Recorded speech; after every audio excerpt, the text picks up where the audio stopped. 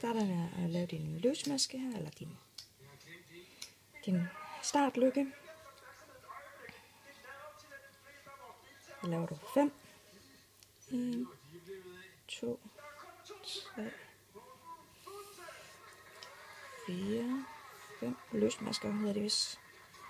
Og så går du ind i den første. Sådan der. Den kan godt drille, den lille snor der. Og så trækker du den igennem begge to på en gang her. Jeg kan lige løsne lidt, hvis det ikke. Jeg vil lige løsne lidt. Så jeg lagt den lidt for stram op. Jeg kører også på en 5'er i nål her lige nu. Jeg plejer at køre på 3, det er lidt nemmere. Igennem begge to. Og så har du faktisk din cirkel her, som du starter på.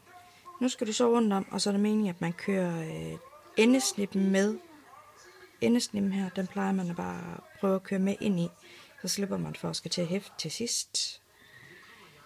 Ind igennem hullet her, og det er hullet af cirklen, altså selve hullet her. Ikke en maske, du skal igennem, men hullet i cirklen. Tag den der med ind. Og du kan selv bestemme, om du først laver 1 og så 2. Det plejer jeg at gøre, ligesom når jeg laver masker. Så først 1, så 2.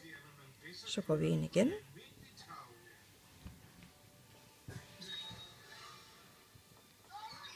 Først 1, så 2. Sådan fortsætter du faktisk hele vejen rundt, mens du arbejder den her snip, den arbejder du med ind i.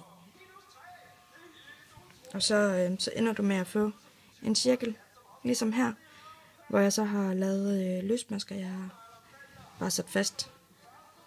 Sådan her, som blade. Eller du kan lave en lille blomst. Eller en stjerne. Det starter alle sammen med det runde ind i midten. Det er mig, der videofilmer.